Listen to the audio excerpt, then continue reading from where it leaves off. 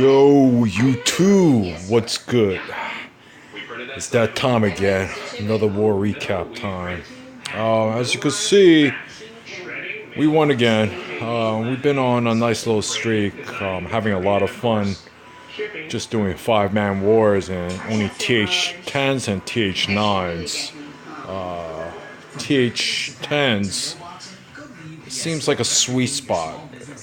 At least for me, I'm having a lot of fun playing my TH10. It kind of reminds me of the old school TH9s. It's challenging, but not so challenging where it's impossible to three, but challenging enough where if you don't take the time and if you don't have the proper skills, you won't be able to three, on a consistent basis. Maybe get lucky threes, if that.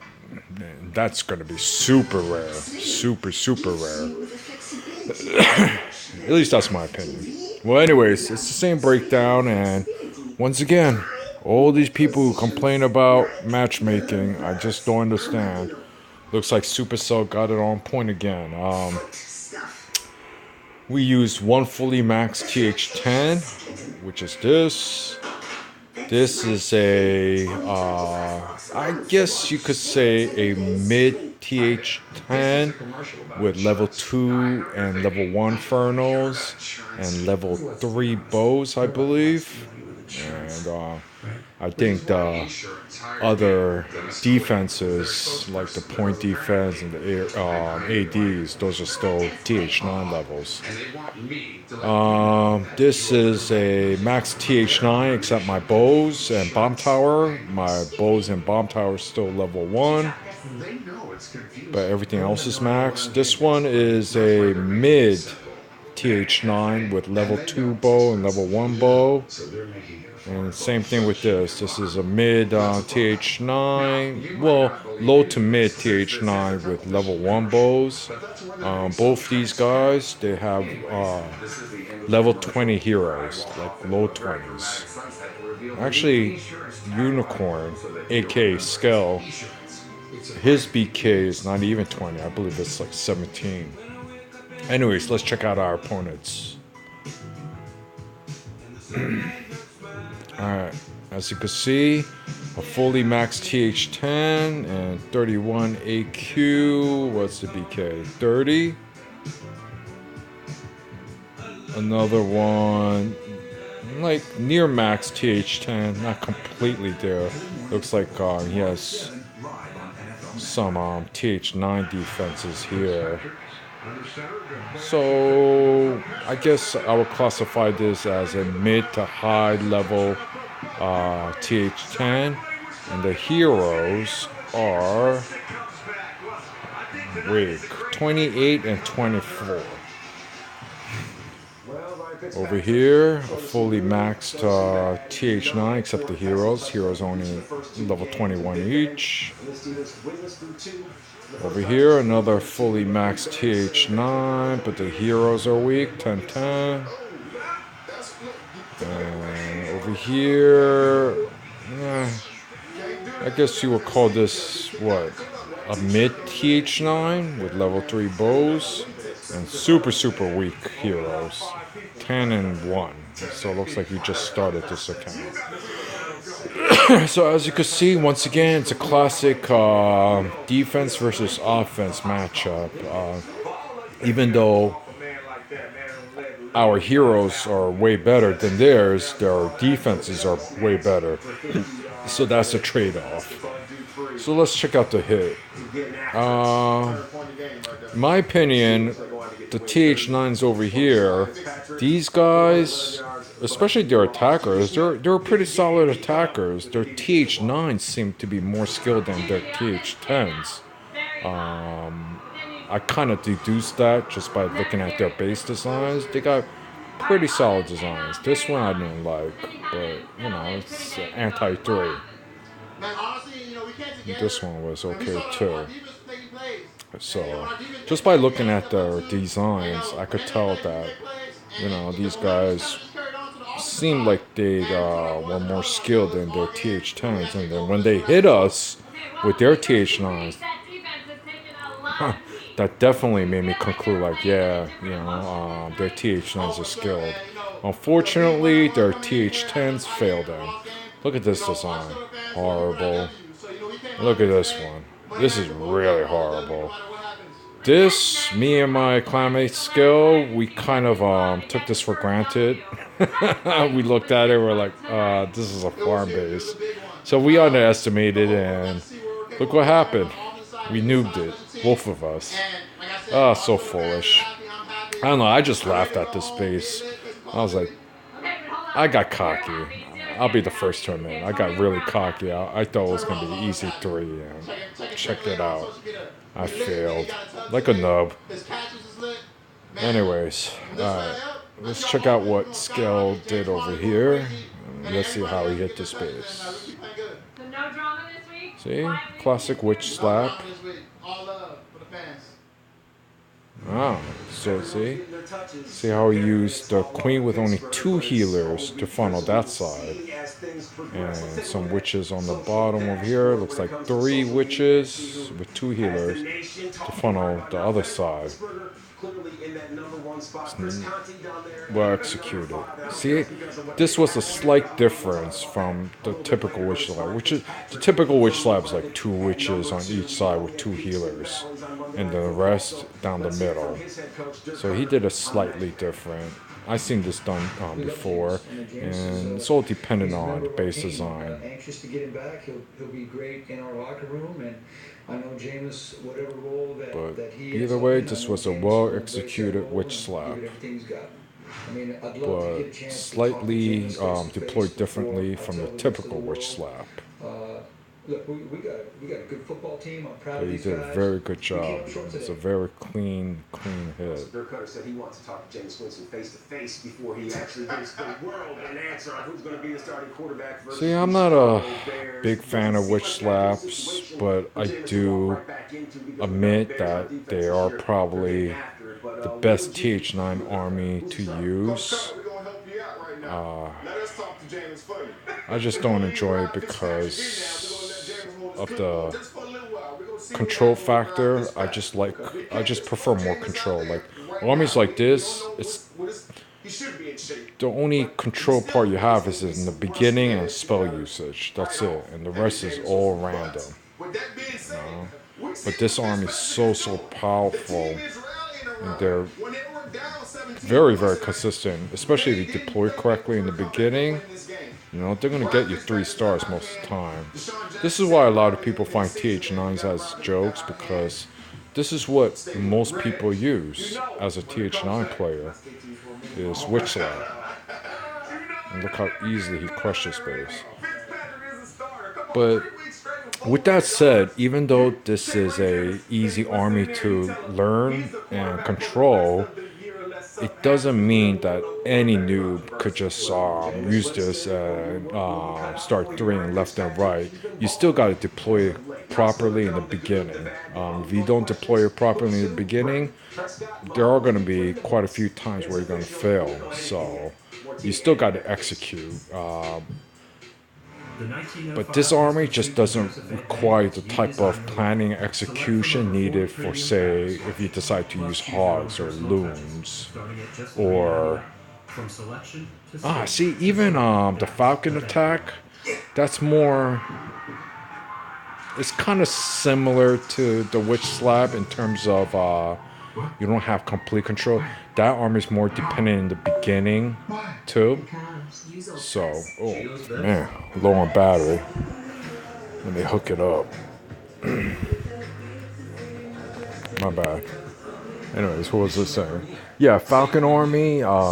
It's also similar to Witch Slap in terms of you don't have much control of it once the army is released. The only part you do have control over is in the beginning, and you have to funnel properly to conjoin your army in a proper manner for it to be effective.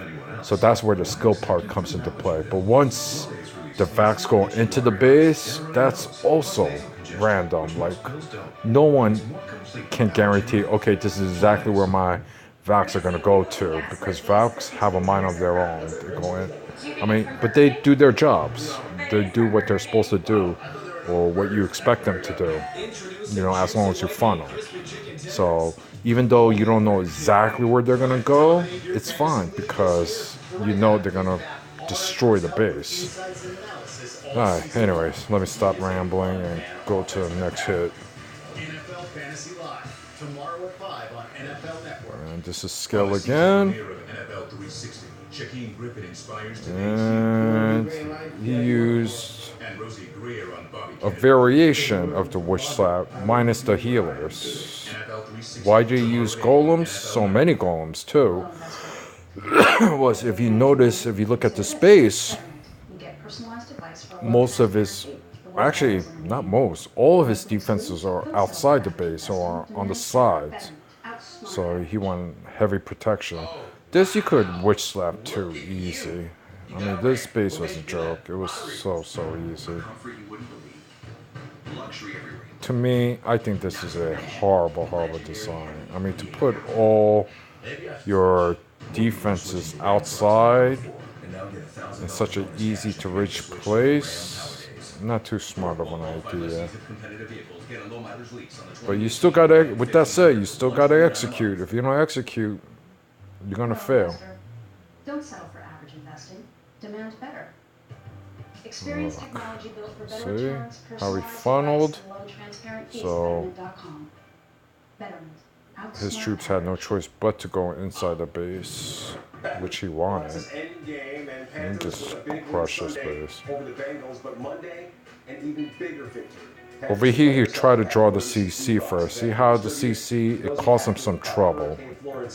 That's why if CC is that easily accessible, you want to trigger it, especially in the beginning, and just get rid of the CC so you don't have to worry about that headache. And that's why this race struggled a bit, because he didn't successfully trigger that CC. I failed on the CC trigger too. We both, I don't know, when we pressed on the CC and looked at the range, we both thought that, one giant would trigger the CC, and I should have. I don't know why he didn't. I didn't really look at the replay close enough to see why he didn't trigger the CC. I thought for sure one giant would be enough to trigger the CC, but apparently it wasn't. And that's the reason why he struggled a little bit. Not really. I mean, I don't think this was that big of a struggle, but look at all his leftover troops. Not too many left, which means he struggled a little bit. But the design, other than the CC pull, he executed this very well, so that's why he was successful. Alright, so let's go to the next hit. This one, I wanted to... What did I do over here? Oh, I hogged this base. The reason why I decided to hog this base is because I already knew which slap was to use, so I wanted the other clan members to see, like, hey, once you get bored of witch slapping and you feel confident in its use and you become a consistent war player using witch slap or variations of witch slap, and if you want to not be bored of TH9, there's other armies you could also use. So that's one of the main reasons why I used hogs. This was an interesting base I've never seen before. I fresh at this. But it's a TH9. I knew it was very forgiving. So, even though I have no information about this base, that's the beauty of TH9. You don't need much information. You could just go along with the rate. As long as you, execute well, you could get through, whatever surprises TH9 has. Sometimes it could trip you up. I'm not saying that, it should be easy 3 all the time. Yeah, sometimes some designs are tricky enough where it would trip your army up or trip up your execution up a little bit. It happens. But more times than not, TH9s, even if it's fresh, should be 3'd. Unless you mess up. So let's check out what I did. Nobody's getting open. Nobody's getting open. He's getting hit. He's getting harassed in the See, I started my queen walk.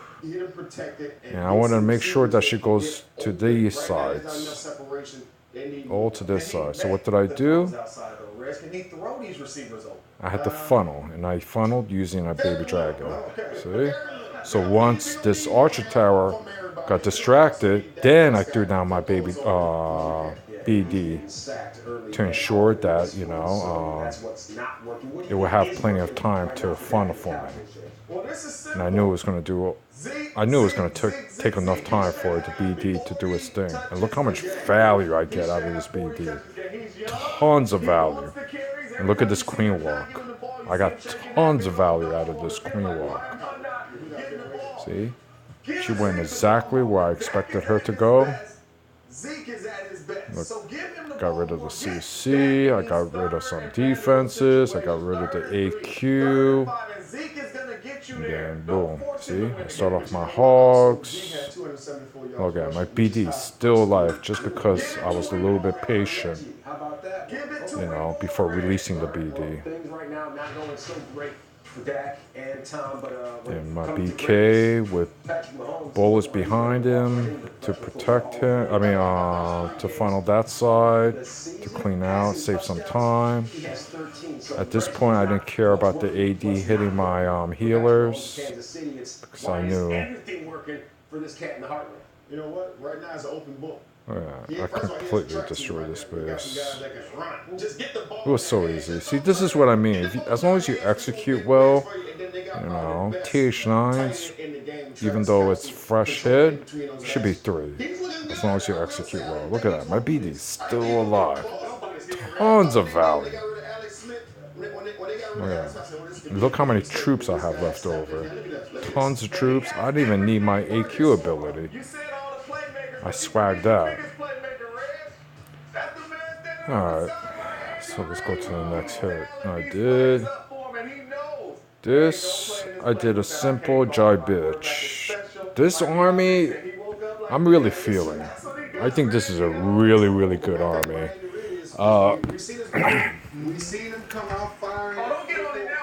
It's a very simple army. It's kind of like the Witch Slap in terms of it being easy to control and easy to use, yet it's highly effective. But you still got to deploy it correctly in order for it to be effective and to give you 3 stars. So I just wanted to show like my clanmates, you know, the strength of this army and how easy it is to deploy. And it not being so hard for them to learn if they choose to, you know, learn it and want to use it for themselves, so they don't struggle as much in the wars.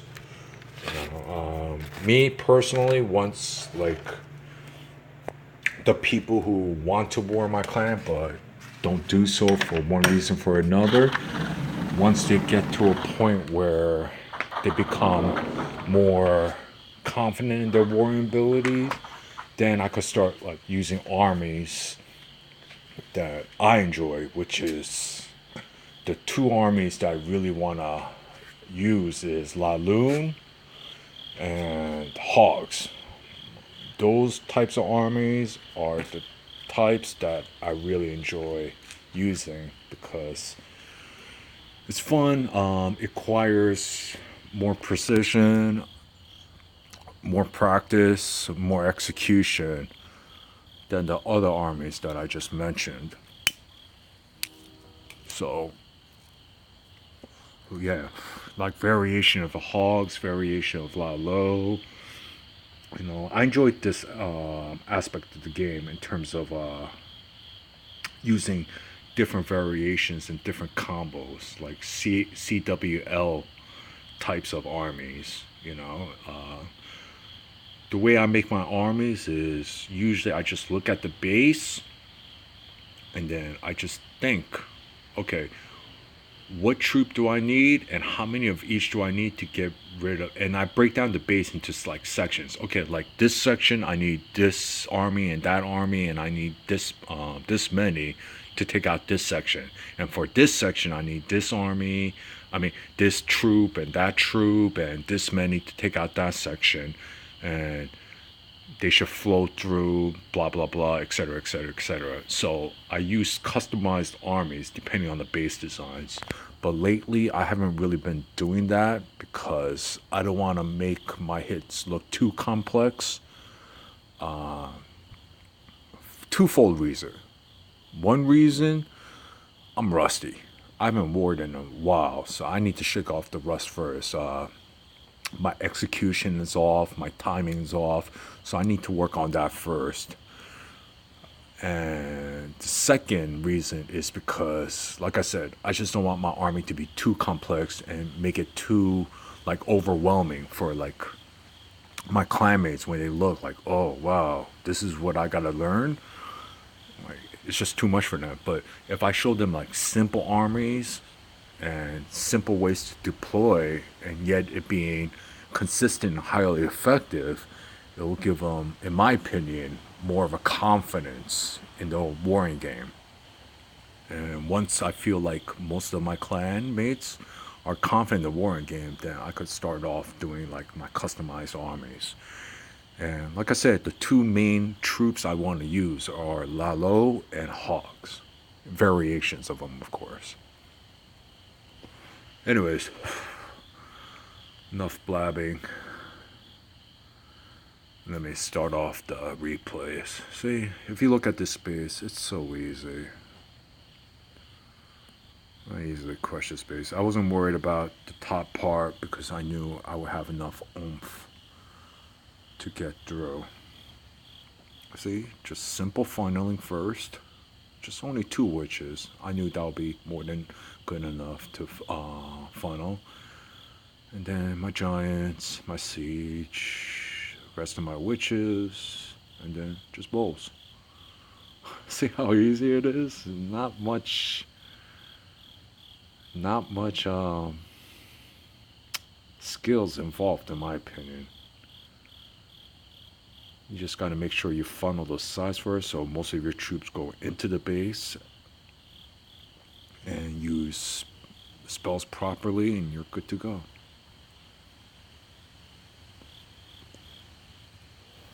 See, look how easy it was. Very, very easy. See, I decided to use Golem because I knew I would eventually reach this part, and I needed a heavy, heavy tank to protect the rest of my troops, which is the bowls, witches, and my heroes, especially my AQ, which it did. I mean, look how much value I got out of my Golem and 2 giants, 2 max giants.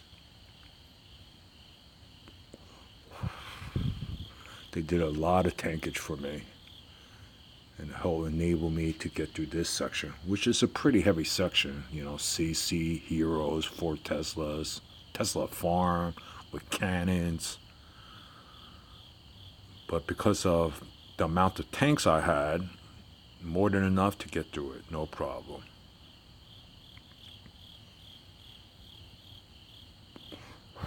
And that's why I decided to use Golem and 2 giants as my CC.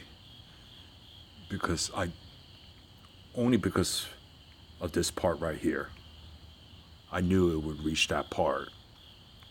So I needed to make sure I had enough tankers to protect the rest of my troops. I expected that.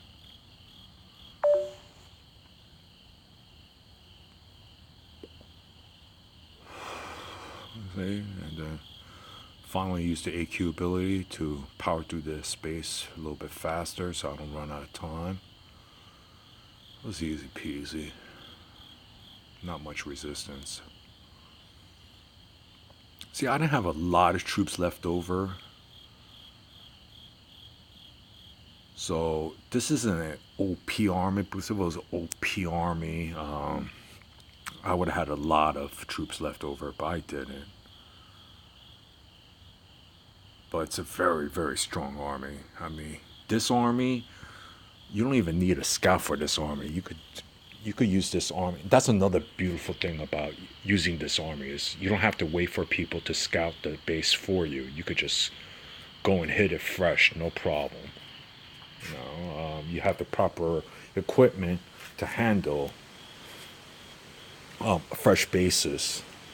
Of course, you could get unlucky here and there. That's why this isn't a consistent 3 army, in my opinion. For multiple number of reasons. One being if you're going to use it as a fresh army. For anytime you fresh hit a base, sometimes traps, CC could, trip you up at times. And this type of army, like I said, once you can't plant every single it's not like Lalo and Hogs. See, with Lalo and Hogs, you could plan exactly where your troops are going to go to. I mean, at least I could plan it. I know exactly where they're going to hit, when they're going to hit, and what areas they're going to hit, and what's the next area they're going to hit, blah, blah, blah. I could plan all that from the beginning, even before starting the raid. But this one, you could get a rough estimation as to where your troops are going to go, but you can't completely call it. You can't say, oh yeah, in this section, it's going to be like 6 bowlers and 3 witches on this area. And on this area, it's going to be, 7 bowlers and 4 witches. And over here, it's going to be where, I mean, the only place where you could, the only thing you could really actually predict is your heroes. Like I said, as long as you funnel properly, your heroes should go where you expect them to go. And I wanted my heroes to go directly into the base and just follow the rest of the army. As far as the rest of my bowlers and witches, as long as most of them went into the base, I was good to go. I knew that I'm going to have a few stragglers on the sides, which you want anyway, to help clear out the base in a timely manner. So that's why it doesn't hurt, if that happens. As long as, like, most of your army doesn't do that. If most of your bowlers and witches go off to the sides, you're in big, big trouble. Most of your bowls and witches should go into the base. But if you have some bowls and some witches going off to the sides, that's fine too. And actually, that's a good thing. That's something you do want, because it helps you clean up the base in a timely manner. Alright, let's go to the next one. This one, oh man, this is an ugly. Here, let me show you this major fail. Like I said, I got cocky because of the base design, because it was a farm base. So I just laughed at it. It posed no challenge to me, and I just got cocky, and I paid for it. I got punished hard for it. So let's check out what went wrong here. Oh, so many things went wrong. Over here, I expected my CC to trigger the CC. My siege to trigger the CC, which it didn't. It was my giants and part of my siege that triggered it. So they split off, which you do not want. You do not want the CC to split off like that. And look at this. Just very, very... That was a huge detriment. See, I didn't have enough firepower to take out that dragon in a timely manner. Look at that. That dragon took out a decent amount. See how all my troops died off so quickly in the beginning of the raid? Major fail.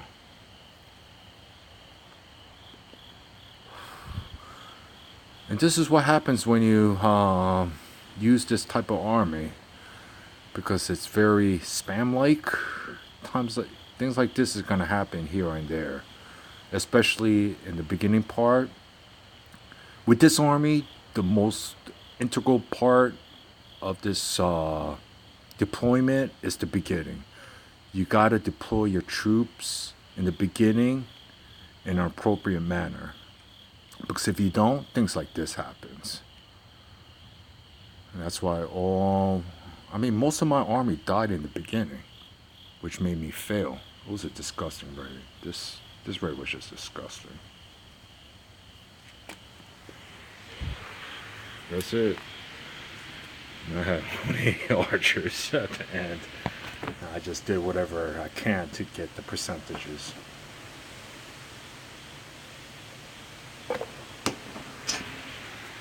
But things like this is going to happen when you use quote-unquote spam armies like Witch Slap, bitch armies, Jai bitch, whatever like that.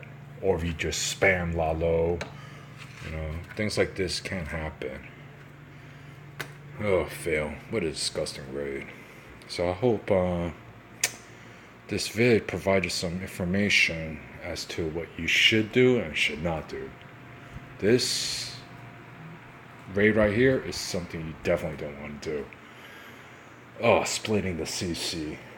That was a major no. Like I said, I expected the siege, my wall record, to trigger the CC by itself, but it triggered it, but only part of the CC, and my giants triggered the other part of the CC. And it was just so disgusting. It was a very, very bad raid. I'm sure many other mistakes were made. To me, the glaring one was the CC. Maybe I also chose the wrong side, too. I guess I didn't choose the appropriate sides. I don't know. I'm going to have to look at this replay more in depth to figure out what went wrong. But obviously, many things went wrong if you only do a 75% 2-star on a farm base. Ugh. Disgusting hit. Hey, but I'm human. It happens.